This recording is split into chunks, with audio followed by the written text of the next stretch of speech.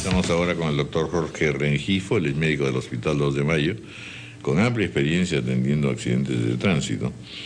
Como bien sabemos, lamentablemente, pues esta proliferación y aumento de accidentes de tránsito, especialmente en los días además festivos, con más feriados, se multiplican. Y allí hay, por supuesto, una serie de vacíos que justamente todos lamentamos, porque al final significa que algunos heridos pudieran haberse salvado y sin embargo por problemas de atención, de distancia, de sobrecarga en algunos hospitales, sobre todo en provincias, la cosa no camina y produce estas situaciones tan trágicas. Doctor Rengifo, bienvenido, gracias por estar con nosotros. Buenos días, gracias por la invitación. En realidad esta es una gran oportunidad para dar algunos consejos justamente en este feriado largo, ¿no? Claro, ahí tenemos varios niveles, ¿no es cierto? Primero, el propio público, por un lado, luego los que manejan los ómnibus, hay un personal que se supone que debiera tener también alguna especialización para primeros auxilios.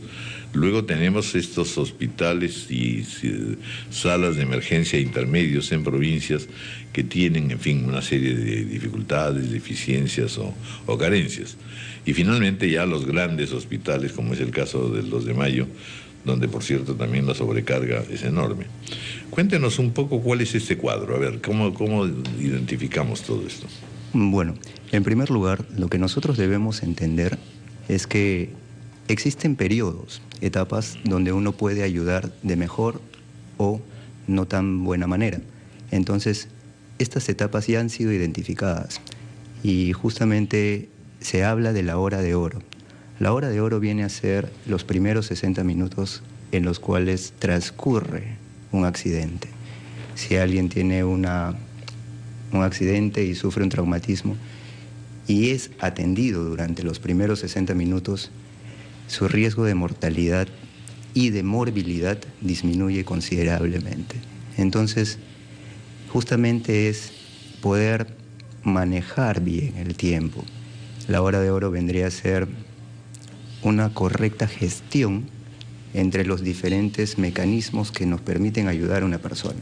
El primero es una comunicación adecuada, o sea, ocurre un accidente y avisar inmediatamente a una central, para que esta central pueda determinar dónde ocurrió el accidente, cuál es más o menos la magnitud del accidente, enviar a personal especializado para entender, valorar y poder tomar decisiones in situ y sobre todo el traslado del paciente o de los pacientes a un hospital adecuado. Eso vendría a ser el correcto uso de estos 60 minutos. Entonces, ya, pero previo a todo ello, en realidad también, suponiendo que el chofer o los servidores de los ómnibus no hayan sufrido también parte del accidente, deberían tener algunos elementos de primeros auxilios. Está dentro de la ley que ellos y conocimientos. Tienen, por supuesto. Eso es parte de la obligación que debe tener toda aquella persona que transporta a otras personas. Justamente no cualquiera puede transportar a más personas.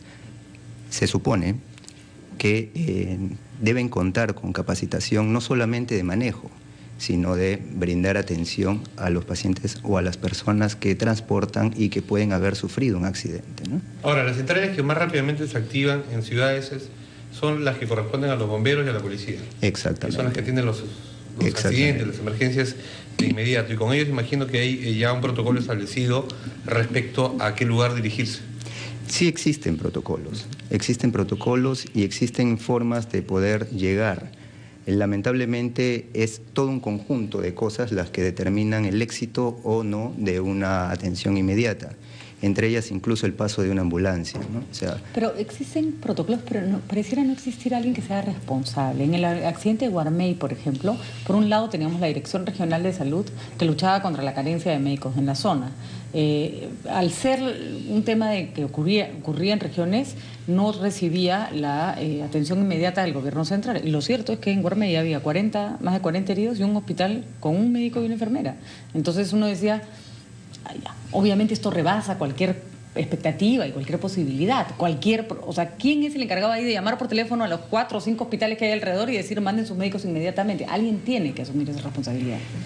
Bueno, debería haber una dirección, Debería haber, ¿no? por supuesto. Un cargo independiente, ¿no? Sí. Alguien que no tenga que hacer muchas preguntas, ¿no? Sí, pero acá lo más importante no es necesariamente establecer si hay o no hay médicos en cantidad suficiente, porque yo creo y considero desde un punto de vista bastante racional que más importante que tener un hospital grande o altamente especializado en un lugar donde de repente haya una población reducida, lo más importante es establecer la comunicación efectiva para poder trasladar a un paciente. O sea, la alerta roja ese día de lo de Guarmey llegó 4 horas después y los heridos fueron trasladados en la noche.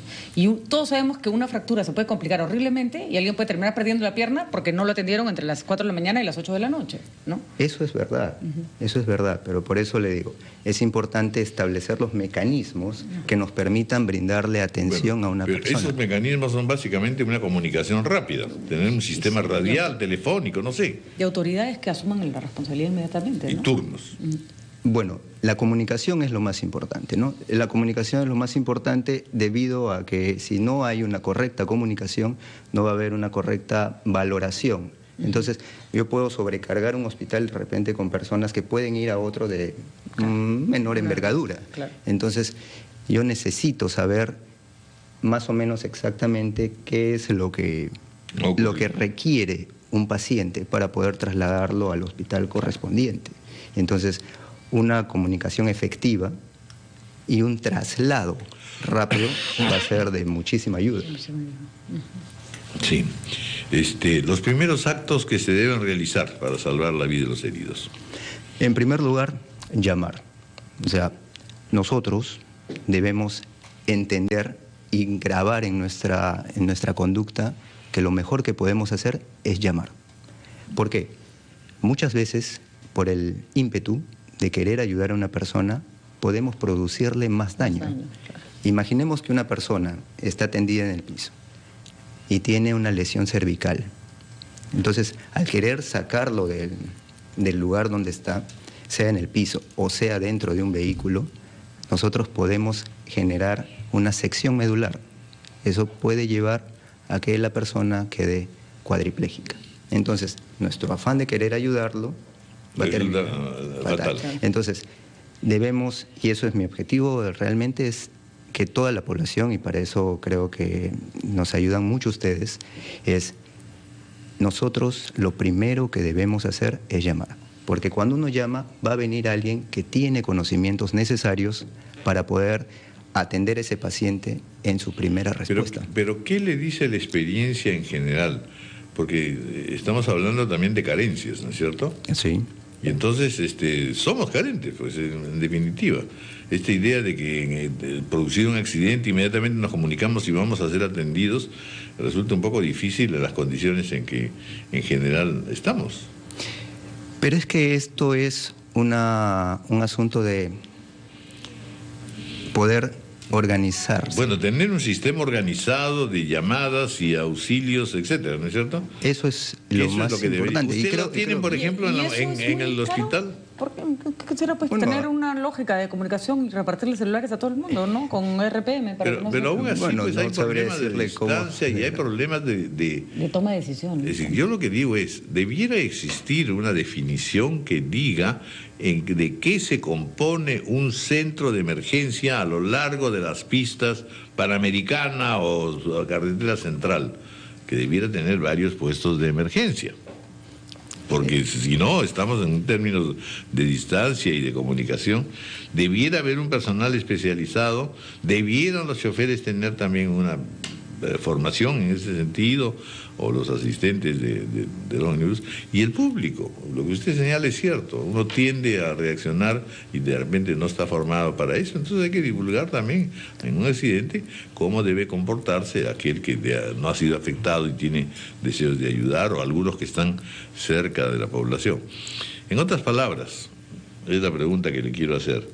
Ustedes en el 2 de mayo tienen un sistema de comunicación que pudiéramos considerar óptimo para la atención de estos accidentes.